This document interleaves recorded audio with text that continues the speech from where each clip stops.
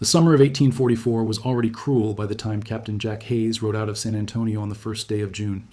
The heat in that part of Texas does something strange to a man. It bends the horizon. It dries the sweat on his back before it has time to fall. Hayes had 14 men with him, hard, lean, quiet riders who had been handpicked and drilled for months on a single skill that almost nobody in the world believed in yet. They were going to ride north between the Pedernales and the Llano, scouting for the war party that had been bleeding Bexar County for weeks. Horses stolen, cabins emptied, tracks always vanishing into the cedar breaks before anyone could catch up. Hayes did not yet know that in 8 days he would be lying on his belly in scrubby live oak, watching 75 Comanche warriors fan out around a brush-covered hill. And he would have to make a decision that no Texas Ranger before him had ever been able to make. He did not know that one of his own men, a slim 20-year-old named Samuel Hamilton Walker, would take a Comanche lance through the chest that afternoon and somehow live. He did not know that the small, awkward 5-shot pistols his men carried in their belts would, within 3 years, change the shape of war on this continent. He only knew, as he rode north into the blue heat, that the Comanche could shoot 20 arrows in the time it took him to reload one bullet, and that something, somewhere out there in that grass, was about to find them. Before we go any further, if you ride with stories like this one, do me a small favor. Take a second to subscribe. We are putting out a new chapter of the American frontier every week. And the only way these stories keep finding the people who love them is if you tell the algorithm you want more. Now, back to that summer of 1844. Back to the men who were about to discover, the hard way, what it meant to fight the finest light cavalry the Western world had ever produced. To understand why Texas Rangers were stunned by what the Comanche could do with a bow, you have to forget almost everything you think you know about Indians and arrows. Forget the picture in your head. Forget the Hollywood cowboy films of the 1950s. Forget the slow, ceremonial archer pulling a bowstring back to his cheek and squinting down the shaft. That is not what a Comanche on a horse looked like. A Comanche warrior in full attack did not aim. He did not pause. He did not stop moving for a single breath. He was a low, hunched, almost invisible shape clinging to the side of a galloping horse, and from somewhere underneath the animal's neck, or over its back, or out from behind its mane, arrow after arrow would come sailing into your line. Not 1, not 3, 20. According to surviving accounts from soldiers and rangers who lived through it, a single Comanche fighter could put 20 arrows in the air in the time it took an experienced Texan to reload a single-shot pistol. That is not a metaphor. That is something close to fact, drawn from the diaries and reports of the men who survived seeing it. And it changed everything. The Texans of the 1830s and 40s were not new to violence. Most of them had come from Tennessee, from Kentucky, from Mississippi. They had grown up shooting squirrels off branches with long flintlock rifles. They knew their way around a bowie knife. They knew how to hide in a ravine and pick off a man at 200 yards. But they had never, in all their lives, met something like the Comanche horseman.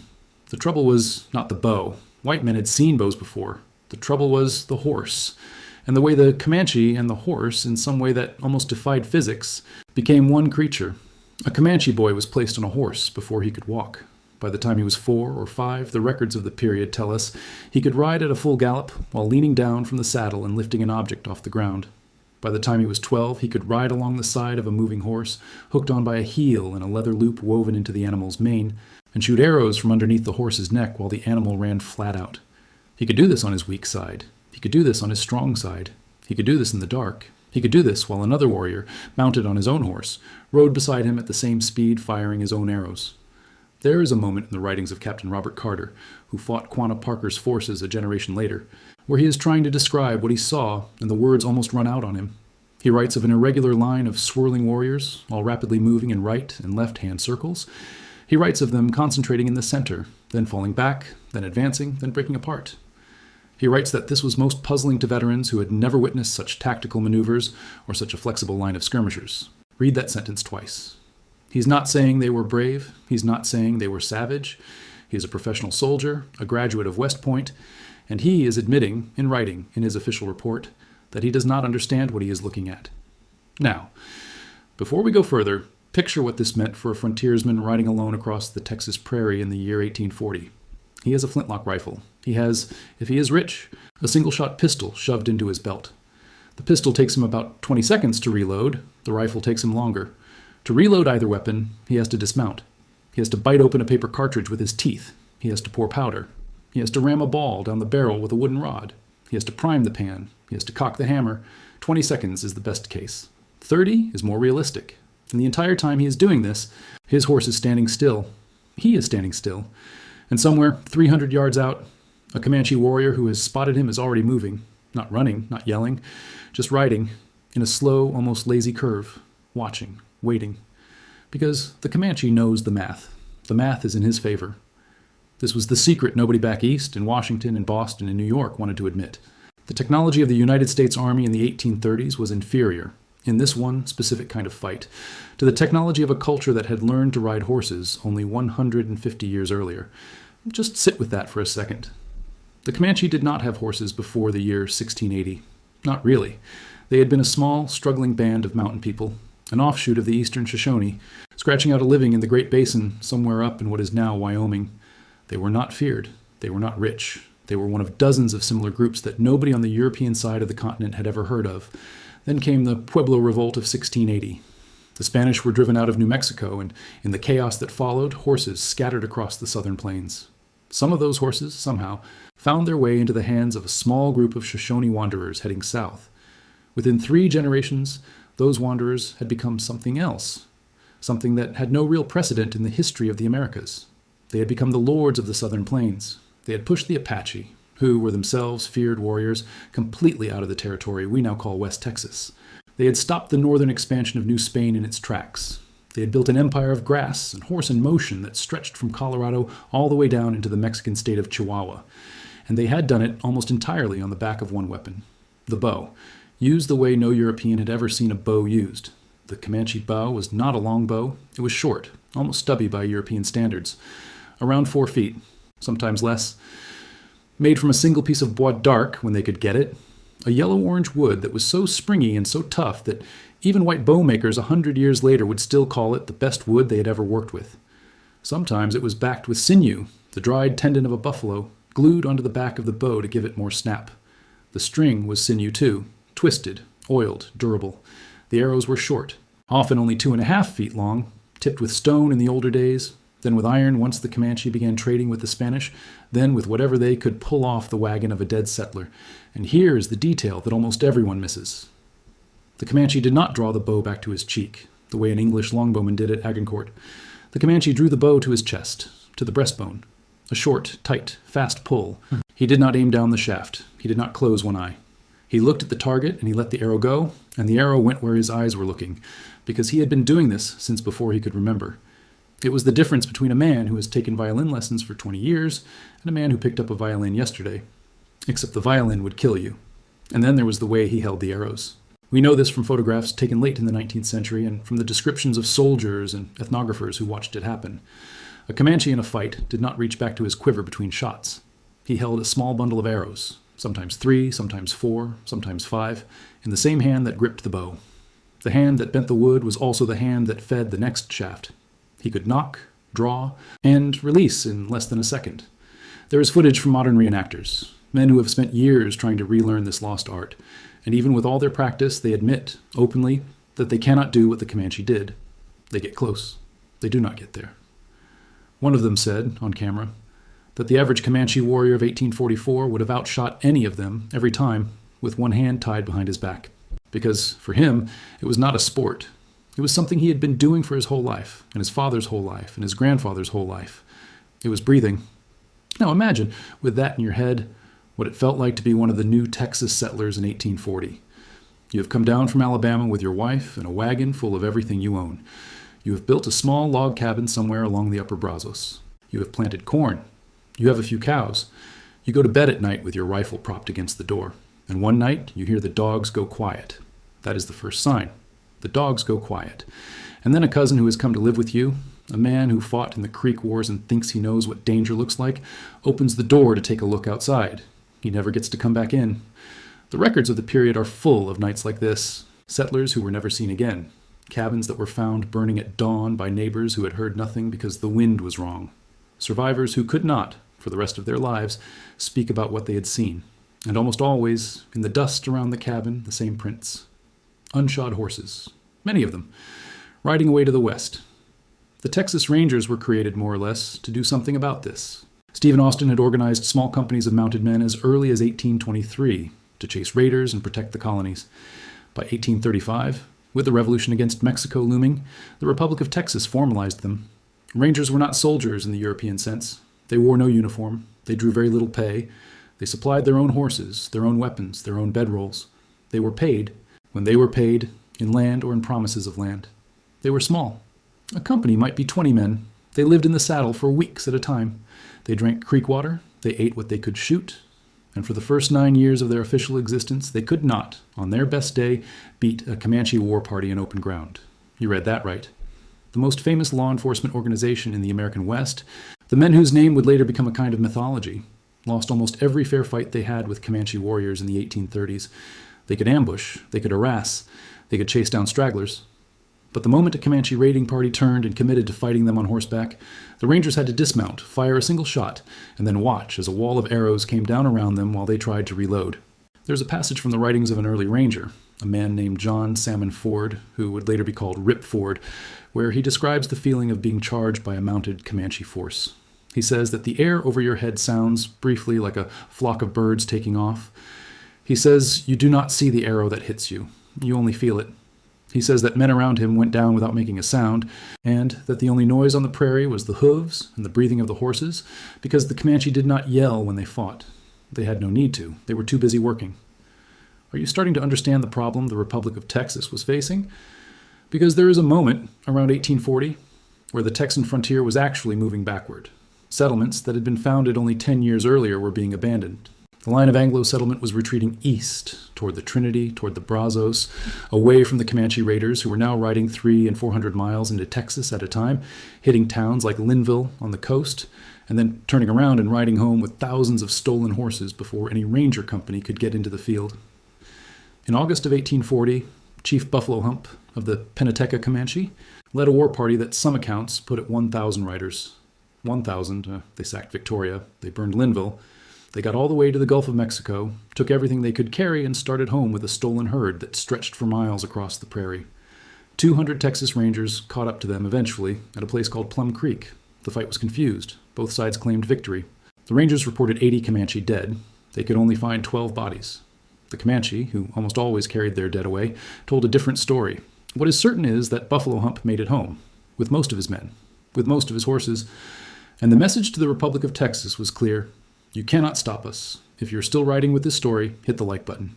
It tells the algorithm to push this video out to other people who care about real American history. It costs you nothing. It helps a lot. Now back to it. Because somewhere in San Antonio in 1841, a young man named John Coffee Hayes was beginning to think about a problem that nobody else seemed to be solving. Hayes was 24 years old. He was thin, almost frail-looking, with dark hair and gray eyes and a quiet voice that other rangers said you had to lean in to hear.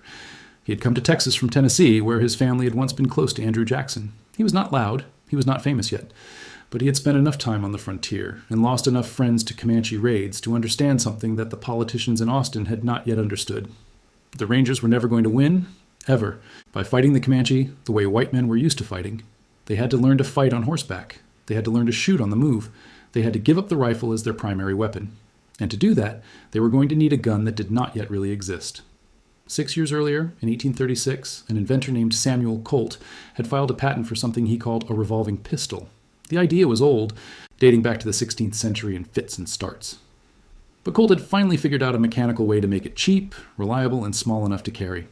His first commercial weapon, the Paterson revolver, was a 5-shot pistol firing a .36 caliber lead ball. It was not perfect. It had no trigger guard. The trigger itself folded down out of the bottom of the gun, only appearing when you cocked the hammer. It was finicky. It jammed. It sometimes fired all 5 chambers at once if a single grain of stray powder caught a spark. The United States Navy bought a few. The Army turned its nose up. By 1842, Colt's factory in Paterson, New Jersey, had gone bankrupt. The man himself was, by his own admission in a letter that survives, as poor as a church mouse. He had stopped making guns. He had moved on to other inventions, including underwater mines and waterproof telegraph cable. And nobody outside of a few collectors thought the revolving pistol had any future at all, except for one place. In 1839, the Texas Navy, which existed for about 10 years before being disbanded, had ordered 180 Paterson revolvers from Colt for service against the Mexican fleet. When Sam Houston dissolved the Navy in 1843, those pistols sat in a warehouse in Galveston, and it was Jack Hayes who quietly arranged for them to be transferred 2 at a time to the men of his ranger company. Each ranger now carried 2 5-shot revolvers in his belt. Some carried spare loaded cylinders so they could swap a fresh 5 rounds in under a minute. The math suddenly had changed. A single ranger could now fire 10 shots before reloading. 12 men could fire 120 rounds in a matter of seconds without dismounting. It was a kind of firepower nobody on horseback in North America had ever brought to a fight before, and nobody, on either side, had any idea what was about to happen with it. Hayes trained his men obsessively. We know this from accounts written by his own rangers years later. He drilled them on horseback every day. He taught them to fire at full gallop, switching from one revolver to the other when the first was empty. He taught them to ride in tight formations, so that as one ranger emptied his cylinder, the man behind him could fire over his shoulder. He taught them to charge straight at a Comanche war party, instead of trying to take cover and fight defensively. This, more than anything, was the change, because the Comanche, for 2 centuries, had built their entire combat doctrine around a single assumption. The white man would dismount and fire 1 shot, and after that, for the next 20 seconds, he would be helpless. If you could survive that 1 shot, you could ride circles around him and put 30 arrows into him before he ever finished reloading. It was so basic, so reliable, so deeply embedded in the way every Comanche warrior had ever fought, that it was not even a tactic anymore. It was a fact about the world, like gravity, like the wind blowing west to east in the spring. By the early summer of 1844, Hayes felt his men were ready. He just needed somebody to test them on. He left San Antonio on the first day of June with 14 rangers. They headed northwest, into the country between the Pedernales and the Llano rivers, where a band of Comanche under a chief named Yellow Wolf had been raiding for weeks. Yellow Wolf was, according to the accounts that survive, a respected war leader of some experience. He had crossed swords with white men before, including rangers, and he had won.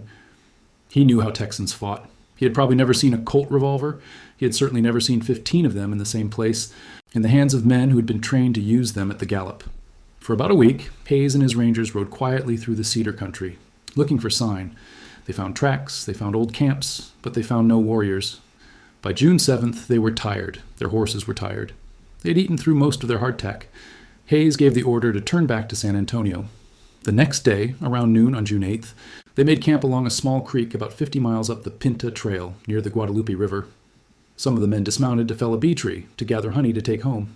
A young ranger named Alexander Coleman was on rear guard, watching their back trail, when he turned in the saddle and saw something that made his stomach drop. There were riders behind them, not 1, not 5, dozens. Coming up the trail in single file, weaving through the cedar, almost silent on the soft ground. He rode in fast and told Hayes. Hayes did not even raise his voice. He told the men to mount up. He told them to check their loads. He told them they were about to find out whether all those months of drilling had been worth anything at all. What Hayes did not yet know, and what Yellow Wolf did not yet know, was that the next 3 hours would be remembered, almost 2 centuries later, as the moment the war on the southern plains turned. The Comanche tried, at first, to do what they had always done. They left obvious tracks, hoping the rangers would chase them into a brush thicket where the rest of the war party could spring an ambush. But Hayes had been a ranger long enough to smell a trap. He pulled his men back, refused to take the bait, and Yellow Wolf had to commit.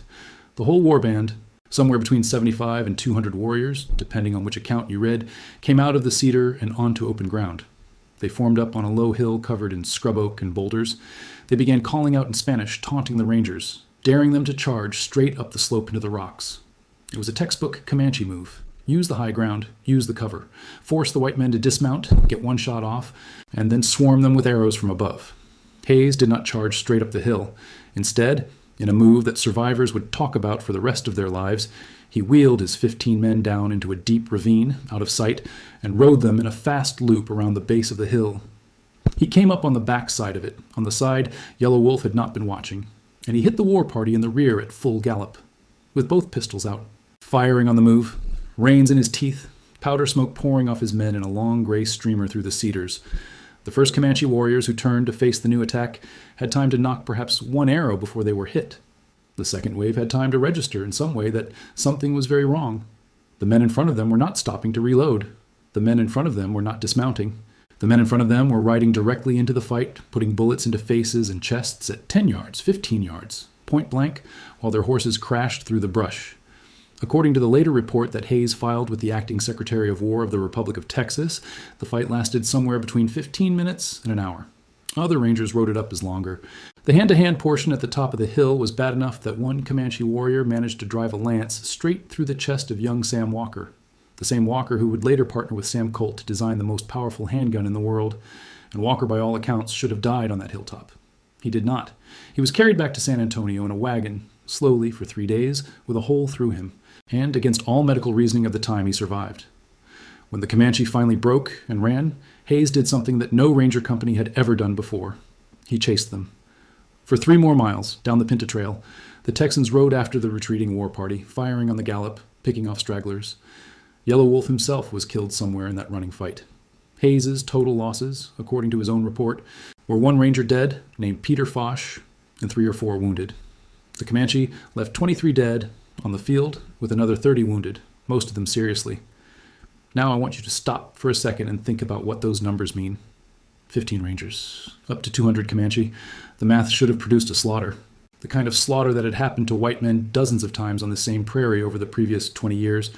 Instead, what happened was so backward, so impossible from a Comanche perspective, that the survivors carried it home as a mystery. One of them, captured years later, would describe what it had felt like that day. He said the Texans had a shot for every finger on the hand. He said you could not get close to them because the bullets did not stop. He said the white men had done something that no white man had ever done before. They had refused to reload. And in that small phrase, that wounded, almost helpless phrase, you can hear the entire shape of what was about to happen. The advantage that had carried the Comanche for 150 years, the simple 20-second window during which the white man was helpless, the window that had defined every fight from El Paso to the Trinity, had just been closed. It did not close all at once. The Comanche were not destroyed at Walker's Creek. They would fight for another 30 years, in raids and battles all across the southern plains. They would burn Texas towns into the 1870s. Quanah Parker, the son of the captive Cynthia Ann Parker, would lead the last great Comanche resistance at the Battle of Adobe Walls in 1874. And even then, in a fight where his warriors charged buffalo hunters armed with long-range Sharps rifles, he would come within a hair of winning. The Comanche did not collapse. They were ground down, slowly, over decades, by a combination of forces that almost nobody in 1844 could have seen coming. Disease, mostly. Cholera in the 1840s. Smallpox in the 1860s. Outbreaks that, by some estimates, reduced the Comanche population by more than half. By the destruction of the buffalo herds, which fed them, clothed them, gave them their tools, their tipes, their religion. By the construction of telegraph lines, of railroad track, of forts. And yes, by the steady, year-over-year improvement of the white man's weapons. The Colt Paterson became the Colt Walker, designed in part by that same Sam Walker who had been speared at the Battle of Walker's Creek and lived. The Walker became the Dragoon. The Dragoon became the single-action army. The single-shot rifle became the repeating Henry, then the Winchester. By 1874, a buffalo hunter at Adobe Walls could put a .50 caliber bullet through a man at 1,000 yards, with such regularity that the Comanche warriors stopped charging and simply rode in circles, watching their friends fall, unable to close the distance, unable to do anything about it. The thing that had begun on a small hill in Kendall County in June of 1844 had become, by then, a full closing of the door. And here is the part that I find hard to talk about without slowing down. Because the temptation, when you tell this story, is to make the Comanche into either villains or noble savages. They were neither. They were people. They had children. They had love songs. They had a complicated language with grammar so rich that some linguists who studied it later said it could express things English could not. They had medicine men. They had peacemakers. They had men who tried, again and again in treaty after treaty, to find some way for 2 civilizations to share a piece of grass. Most of those men failed on both sides. The Comanche raided into Texas with a brutality that the survivors of the raids would never forget. The Texans, in turn, did things in retaliation that some of the rangers themselves, in their old age, would refuse to write down. There's a famous moment in the diary of a ranger named James Buckner Berry, where he describes coming upon a Comanche camp after a fight in the 1860s, and he writes simply that what he saw there was something he hoped never to see again and would never describe. He kept that promise. He died decades later without ever telling anyone what was in that camp. Both sides did things they could not afterward speak of. That is what frontier war was. It was not the cinematic thing the movies sold us. It was 20 years of grief on both sides in a country too big to police and too valuable to share. What stayed with me as I read through these accounts to put this story together was a small detail from the records of the Battle of Walker's Creek. Years after the fight, when Sam Walker had recovered from his lance wound and become a famous ranger captain in his own right, he wrote a letter to Sam Colt. By then, Walker was working with Colt to design the new and heavier revolver that would carry his name. In that letter, Walker tried to explain to a man who had never been on the Texas frontier what the Colt Paterson had actually done. He wrote that before the revolver, the Comanche had always supposed themselves superior to the Texans, man to man on horse. He wrote that without the pistols, the Rangers would never have had the confidence to do what they had done. And then he wrote a sentence that always stops me when I come back to it. He wrote that the previous encounters had taught them, the Rangers, to expect to lose. He was admitting plainly, on paper, that for years they had ridden out into the Texas hill country fully expecting to die. And that one June afternoon, in 1844, on a small creek in Kendall County, they had stopped expecting it. That, more than the body count, more than the casualty ratio, more than any technical advance in firearm engineering, is the thing the Battle of Walker's Creek really changed. It changed who expected to win. The Comanche warrior, who had been told by his father and his grandfather that he would always have the advantage of arrows over bullets, would now go into every fight wondering if these particular Texans, on these particular horses, had the new weapons. The Texan, who had been told by every survivor for 2 generations that the Comanche on horseback was unstoppable, would now ride out wondering if maybe, just maybe, the math could be made to work. Wars are decided, more often than we like to admit, by who believes they can win, by who hesitates, by who pulls back at the last second, by who keeps coming. The Comanche had come for 200 years. After Walker's Creek, slowly, over decades, they began to hesitate. And the Texans, who had hesitated for 20 years, stopped. There are still, in the museum at the Texas Ranger Hall of Fame in Waco, a few of the original Colt Paterson revolvers from that period. They look small. They look almost toy-like. They sit behind glass, with little brass plates explaining their history. Most visitors walk past them in under a minute. If you stop, though, and you put your face up close to the glass and you look at the worn places on the wooden grips, you can sometimes imagine the hands that held them, hands that were sweating, hands that were shaking, hands that did not, for whatever reason, let go. 15 men against 75, or 100, or 200, riding into a hilltop full of warriors who had been killing white men since before any of them had been born, without dismounting, without stopping, refusing for the first time to give up the only 15 seconds the Comanche had ever needed. There is one more piece of this story I want to share with you before we close. Decades after the Battle of Walker's Creek, after the Comanche had been confined to a reservation in what is now Oklahoma, after Quanah Parker had become a respected statesman who rode in Theodore Roosevelt's inaugural parade in 1905, after almost all the original Rangers were dead, an old Comanche man, who had been a young warrior in the 1860s, was interviewed by a white researcher for a project on Plains Indian history. The researcher asked him what he remembered most about the early days before the reservations. The old man thought for a long time. Then he answered. He said he remembered the smell of horses in the spring. He said he remembered his father teaching him to nock an arrow with one hand. And then he said, in the most quiet voice the researcher had ever heard, that he remembered the day he had first seen the Texans riding straight at his band, firing as they came and not stopping. He said that on that day he was a young man, perhaps 17 years old, and he had felt for the first time that the world was changing under him.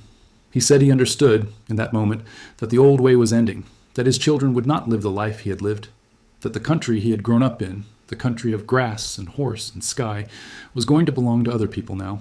And then he said the thing that, of everything in the records, sticks with me the longest. He said he was not angry about it, not anymore. He said he was only sad. He said he was sad because the white men, when they finally came riding in numbers that could not be stopped, were not bad men. They were just men, the same as he was, with families they were trying to feed, and dreams they were trying to chase, and fear in their bellies, the same as any Comanche boy on his first raid. He said the tragedy was that 2 peoples, who in another life might have been friends, had been put on the same piece of grass at the same time, with no way to share it, and one of them had to lose.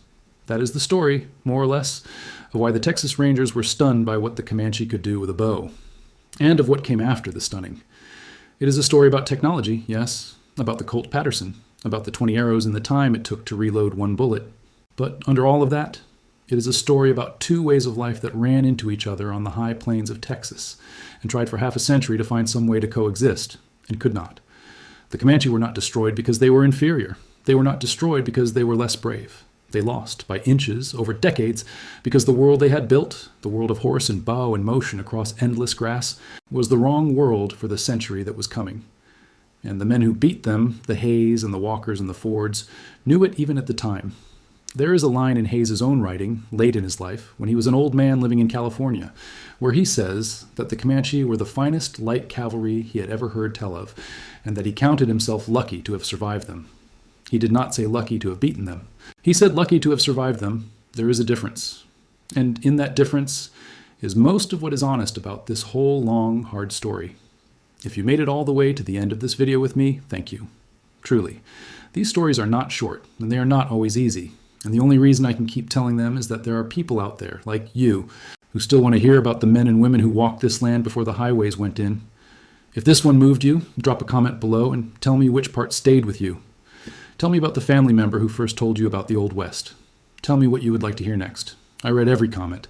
I'm thinking for the next chapter about telling the story of Quanah Parker, the half-white, half-Comanche war chief who fought the last great battle of his people and then, against every expectation, became a friend to the same ranchers who had hunted him. If that is a story you want, let me know. Until then, ride safe, watch the horizon, and remember, the next time you see a quiet hill with cedar on the slope and grass at the base of it, that somewhere out there, on a hill almost exactly like that one, on a hot afternoon in June of 1844, 15 men decided not to stop riding, and the world was never quite the same after.